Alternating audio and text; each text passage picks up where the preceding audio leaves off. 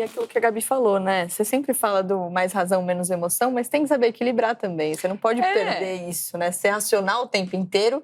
Momentos que você não vai Eu acho que a gente nem consegue. Esse é o ponto. Muita gente fala, mas ela pede uma racionalidade absoluta. Não é isso.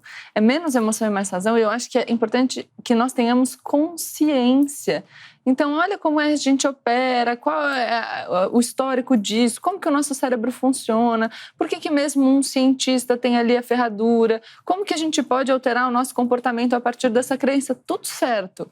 Mas a gente precisa saber que aquilo é uma crença, para que a gente não comece a misturar uma coisa com a outra, porque recentemente a gente falou de ciência e a gente tem visto aí um problema, a gente tem tido contraposição de crenças, de achismos, de constatações, conclusões que são alicerçadas em nada, contrapostas a evidências científicas. Aí a gente começa a ter um problema. Muito perigoso. Quando a gente confronta esse tipo de pensamento, que você ouve não, mas é a minha opinião, não, mas eu tenho o direito de pensar como eu quiser. Ok, mas existe aí uma diferença de método, uma diferença de alicerce, uma diferença de categoria. O Karnal diferenciou muito bem, eu até gostei, porque eu procurei muito essa diferenciação. Uma coisa é opinião, outra coisa é argumento. O argumento precisa de evidência.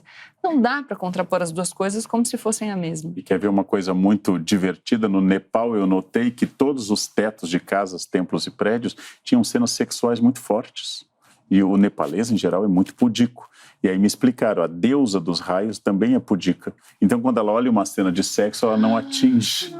Não, eu prefiro o para-raio, mas existe aqui. E graças a isso, nós temos obras de arte extraordinárias no Nepal sobre cenas, inclusive templos decorados com questões sexuais, porque a deusa dos raios não atinge se houver uma cena perigosa. Uma coisa que é legal também, até trazendo um pouco da questão da emoção, querendo ou não, as nossas emoções elas acabam modulando muito do como os hormônios funcionam, se a gente tem mais ou menos, modulando o sistema imunológico. Então, isso daí também traz um efeito muito grande, né, pra gente. Vamos para mais um momento meme aqui? A gente já falou, né, sobre Sexta-feira 13, mas quando a gente cresce, os nossos medos de Sexta-feira 13 e de outras coisas, eles mudam um pouquinho e eles começam a ficar muito, muito grandes quando o boleto chega. Olha só. Sexta-feira 13 na infância, Sexta-feira 13 na vida adulta. Ai, gente, posso falar? Cheguei em casa esses dias, estavam, tipo, vários no chão aqui, ó. Aí eu falei, é aquele momento que você chega em casa. Era nem sexta-feira, entendeu? Era qualquer dia. E assim, né? Porque a gente cresce, receber boleto assim mesmo, meu aniversário. Eu citei aqui para vocês Nepal, citei outras, mas é que na cultura dos outros parece pensamento mágico.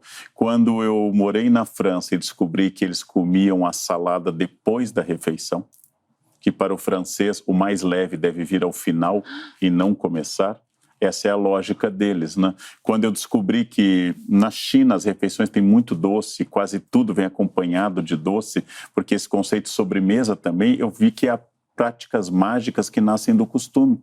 Não coma doce aqui, a salada tem que ser antes. São quase ritos que nós incorporamos como se fossem naturais, como se fossem um processo científico. E aí, pegando um gancho com a Gabriela, eu adoro pensamento religioso, pensamento mágico, cultura. Eu odeio pseudociência, que é quando o pensamento mágico invoca a explicação científica. Aí é um terror. Então tem que dizer porque que eu acredito, porque tem fantasma, tem gnomo, tem doente. Sem problema. Começa a dizer que a vacina vai lhe transformar em jacaré e nós estamos no campo da imbecilidade declarada e perigosa.